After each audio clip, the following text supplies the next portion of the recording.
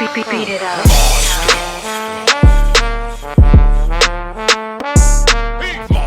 Monsta Mondayz, the podcast.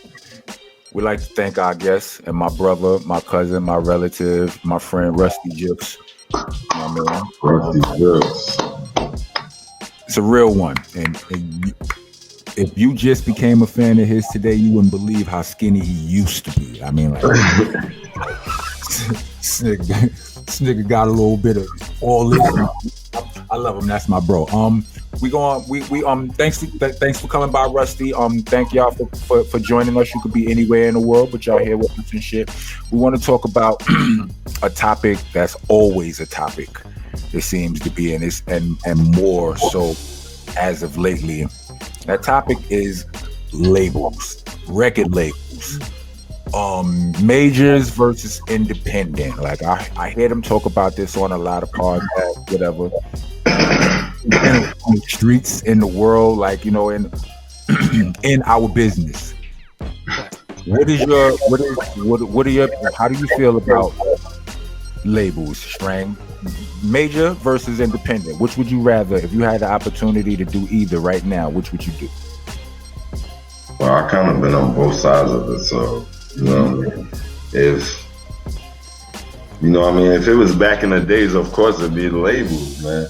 But knowing what you know now, you would of course go independent. You know what I'm saying?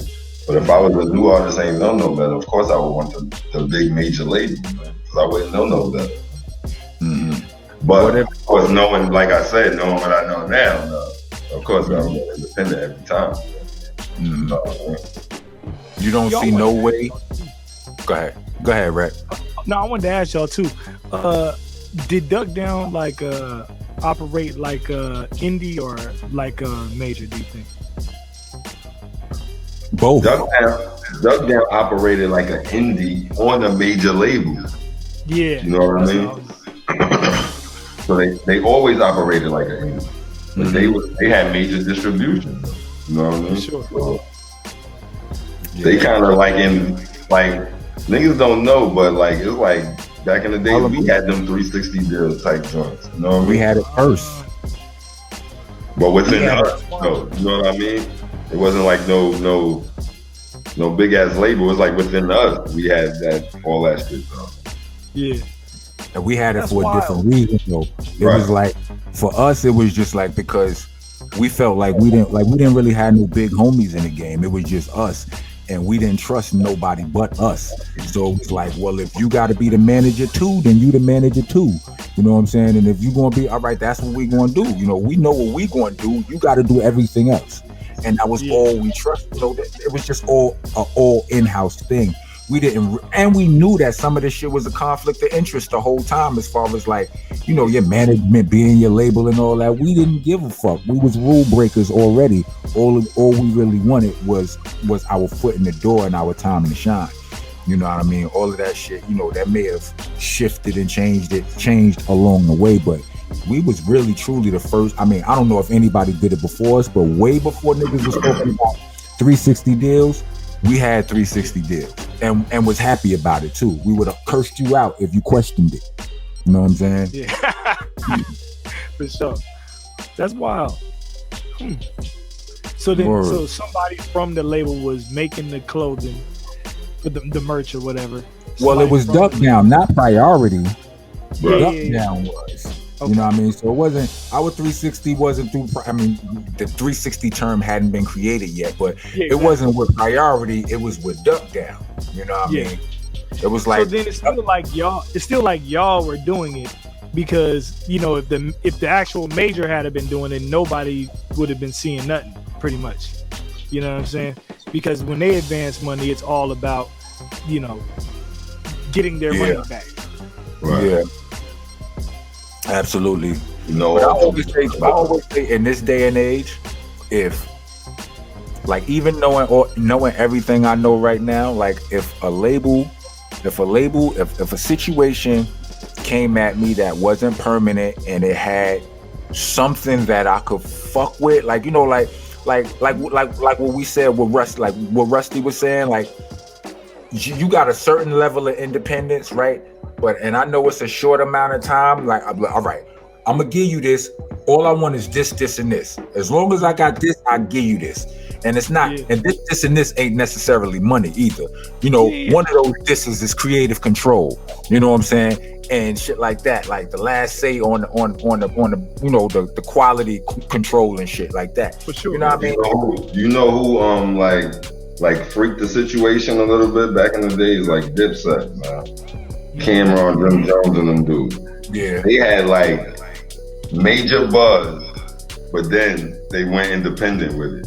You know what I'm saying? Mm-hmm. You do that 300,000 independently, like you rich, bro. Nah, that's the point I'm trying to make. That shit was so smart back in the days. It was like crazy. Like nobody wasn't on that. Exact point I'm trying to make, and the point I was making earlier. Like when you get that, once you get that major assistance, they can't take that shit back from you.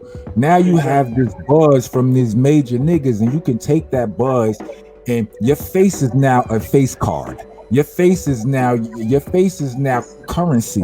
You know what I'm saying? Like you can take that shit and it'll get you into all kind of more money situations. You can do your shit independent. You can also take it and leverage it into other deals and shit like that. So, you know, if as long as you know what you're doing, and you know how to you be vigilant about having a certain amount of control over your shit, then I wouldn't totally go against being on a major, because what they give you, they can't really take back. It's something that's invaluable. But that's just me. No, I agree. Them niggas to give me a quick meal for, you know, a certain amount of la, and I do this la for them, and next thing I'm kicked out to do my own. I'm off on my own. Shit'd be great. You know what I'm saying? I would take that in a heartbeat. I wouldn't feel bad about it, nothing. And if they tried to act funky on me, like if they tried to do some bullshit on some, you know, some fine print shit, I'm just gonna put out. Just gonna start putting out albums under one of my AKAs. Listen, number one rule is always take the money. All right, get the money. You always take the money. Yeah. I mean, but sometimes that's not over. You know, that's questionable. Sometimes the money be funny as fuck.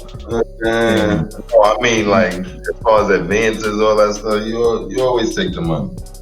Yeah, never turn that down. You always take but exactly what you said though. Putting out records with your AKAs, right? You know when well, I mean, of course y'all know, but the people probably don't know that every single time a person gets signed to a major label, like major labels own your name, your likeness, all kinds of shit. That's one of the reasons why every time people sign deals, when they come back out after they left that label, it'd be like Snoop Doggy Dogg, and the next thing you know, the nigga Snoop Dogg, and the next thing you know, the Dog Father, and then Snoop. It's because every single label owned the name, so he couldn't just run around saying that name again. You know what I'm saying? Like. So the fact that you have, like, that's another little smart way of, I guess, nuancing the game a little bit. Start, you know, using these AKAs or whatever, so that if you ever end up having to leave, or when you leave, you still got something that you can say to the people that they recognize you from. You can have Rockness Monster label. You ain't getting Monster Man Rocco. You understand what I'm saying? Facts. You're not getting Monster. Facts. You are not getting the Monster Man or Mr. Alcatraz. Yeah, that's the reason why I say you always take the money from the major labels, because you never know when you're gonna see another dime from them.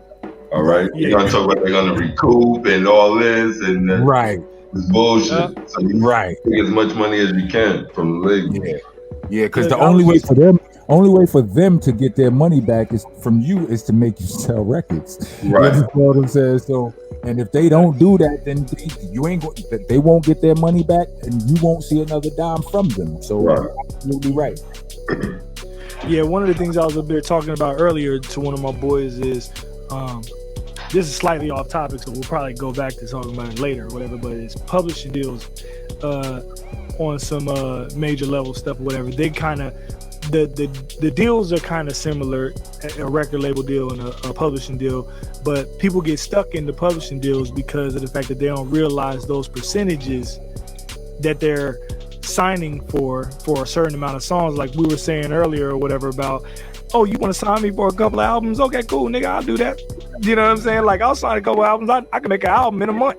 You know what I'm saying? Like when it comes to publishing deals, those albums and records that they basically account to go against your advance amount or whatever, they cut them percentages in pieces.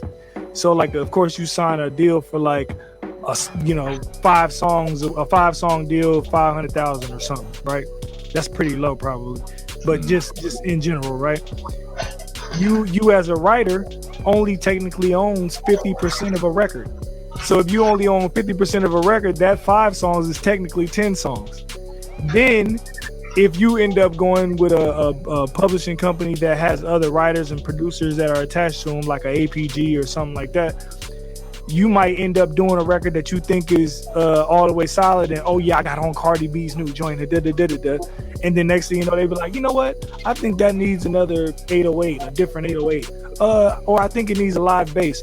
Now that other producer goes and plays some other shit on it, and now your percentage that you thought you had 50% is now 35%, and then you end up getting stuck in them deals because you done thought that you was gonna get out of the deal by knocking out a certain amount of placements. And you be stuck, you know what I'm saying, where you can't put out nothing else. It's a lot of game. It's a lot of fucking loopholes.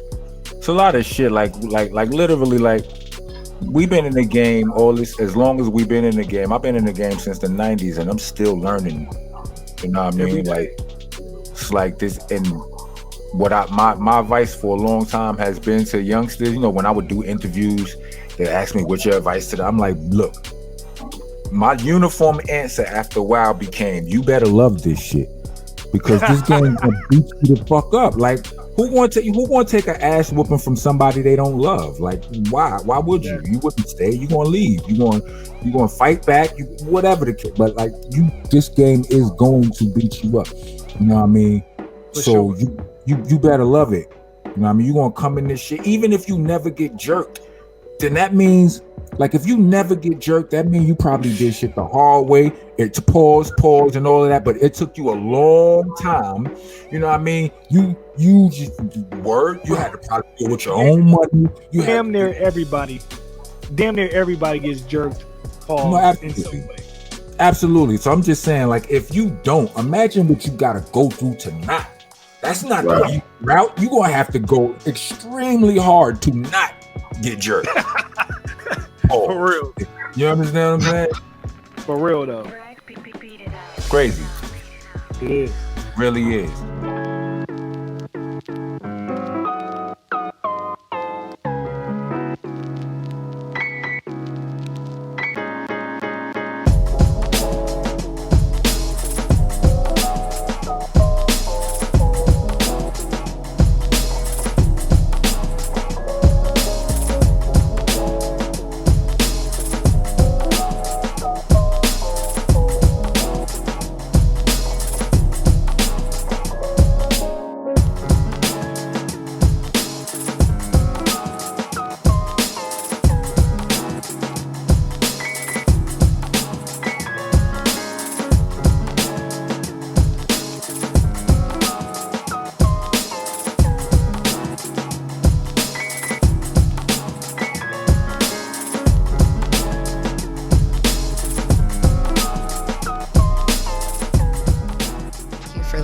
To Monsta Mondayz Podcast.